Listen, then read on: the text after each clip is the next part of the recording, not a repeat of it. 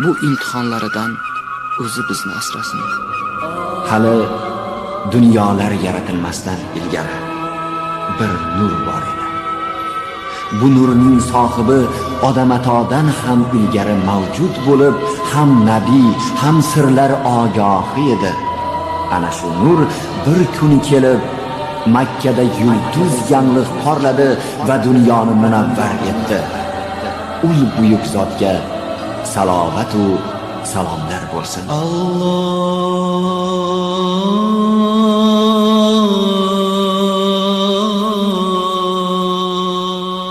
Buxoriy qayd etadi va Malik ibn Saosi rivoyat qiladi. Rasululloh sallallohu alayhi va sallam Mirojdan xabar berdilar. Bir vaqt men Ka'bada uxlab yotgandim. Birov keldi. Ko'kragimni tomog'imga qadar yordi. Qalbimni chiqardi. Iymon to'la oltin jom keltirdi. Qalbimni yuvib top-toza qildi. Iymon va hikmat bilan to'ldirildi. Keyin ko'kragim yopildi va shu ondayoq tuzaldi. Keyin hashrdan kichik, eshakdan katta oppoq bir hayvon olib kelishdi. Ko'ziga ko'ringan joyga bir sakrashda yetar edi u.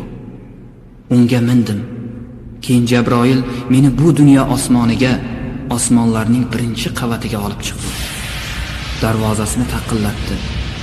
Darvoza payloqchisi "Kim bu?" dedi. Jabroil "Menman" dedi. Payloqchi "Yoningdagi kim?" deb so'radi. Jabroil "Yonimdagi Muhammad" dedi. U Mirojga chiqishga keldinglarmi deya so'radi. Jabroil "Ha" deya javob berdi. Payloqchi "Marhabo ey aziz mehmon, xush kelibsiz, qadamingizga hasanot" deb darvozani ochdi. Osmonning birinchi qavatida Odam alayhisalomni ko'rdim.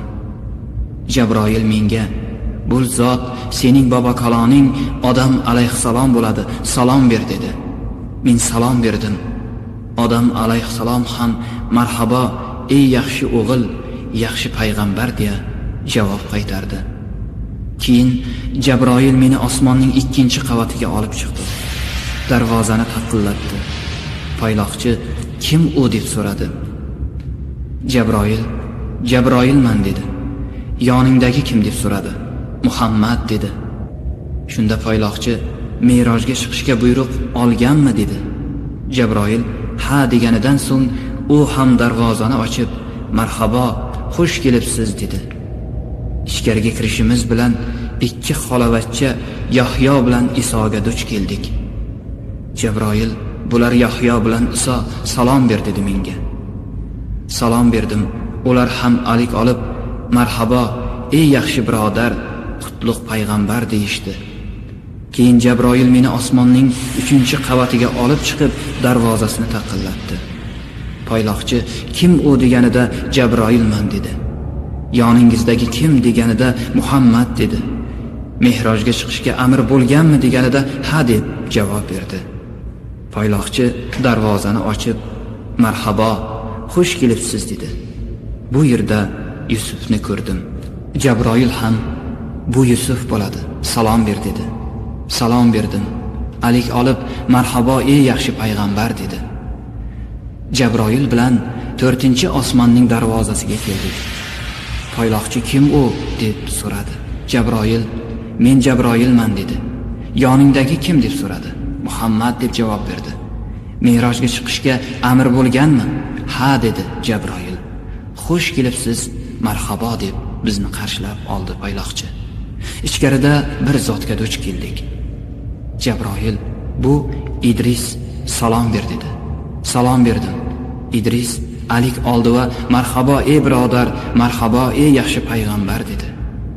Jabroil meni 5-osmonga olib chiqib darvozasini taqillatdi.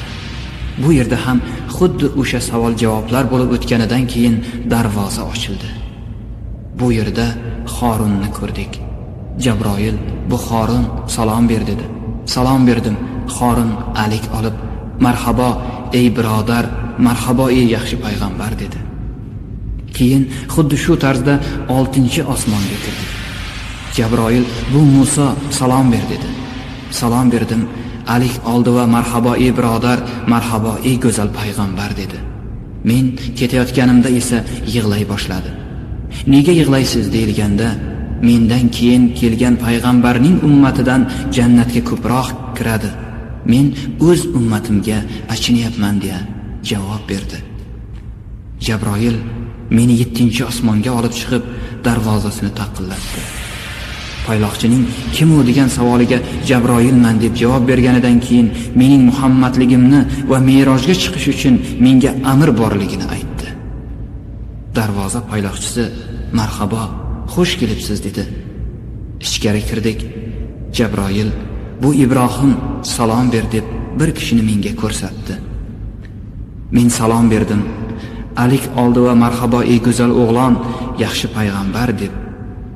So'ngra Alloh taolodan o'zga zot nomini ham bilmaydigan bundan ham balandroq osmonga ko'tarildik va Sidrat ul Muntaho degan joyga yetib bordik.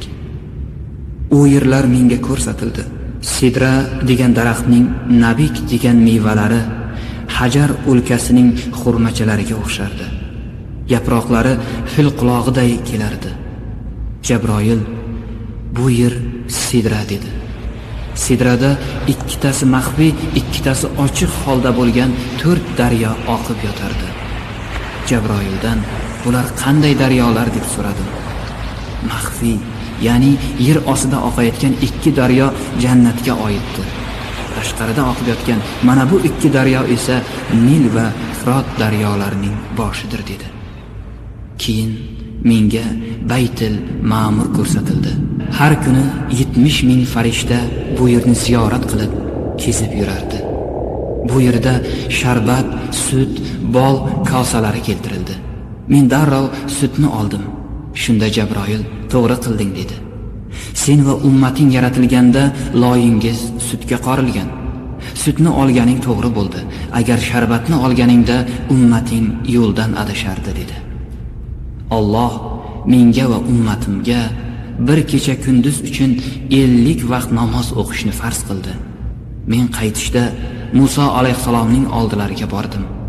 Rabbingiz qanday vazifa yukladi deb so'radi. Bir kecha kunduzda 50 vaqt namoz o'qimoqni buyurdi dedim. Ummating bunga chidamaydi. Men insonlarni o'rganganman. Insonlarda chidam yo'q. Rabbingga qaytib bor. Bu vazifani kamaytirishni iltimos qil. Qaytdim. Vazifani yengillatishni so'rab duo qildim. Alloh 12 vaqt namozni kamaytirdi. Musoga kelib voqeani aytib berdim. U yana qaytib borishimni va yana kamaytirishimni so'rashligimni aytdi. Shunday qildim. Yana 12 vaqt kamaytirildi. Yana bor dedi. Yana bordim. Yana 10 ta kamaytirildi. Shunda Muso alayhisalom yana bor dedi. Men yana bordim. Yana 10 ta tushirildi. 10 vaqt qoldi. Musoga kelsam, u yana bormasam bo'lmasligini aytdi. Men Allohning huzuriga yana bordim. 5 vaqt tag'in tushirildi. Musoga kelib uchraganimda u men yahudiylardan bilaman. Odamlar 5 vaqt namozga ham chidamaydi. Tag'in kamaytirishni so'ra dedi. Men Rabbimdan uyalaman. 5 vaqt namozga roziman, qabul etdim dedim. Men asta-sekin yo'lga tusharkanman, shunday bir nido keldi. Ey Muhammad, men 5 vaqt namozning farzlarini ayirib qayd qilib qo'ydim. Bandalarimning yukini yengillatdim. Bu 5 vaqt namoz uchun 50 vaqt namozning savobini beraman. Ashhadu anna Muhammadar Rasululloh.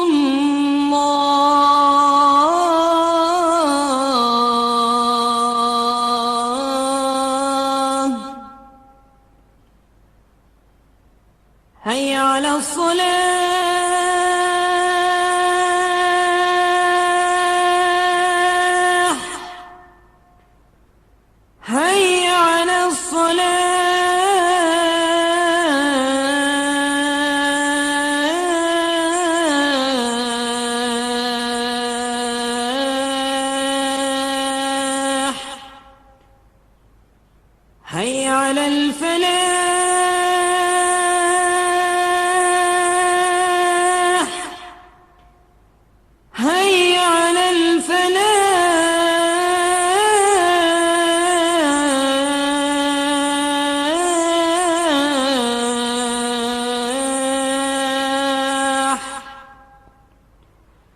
الله أكبر الله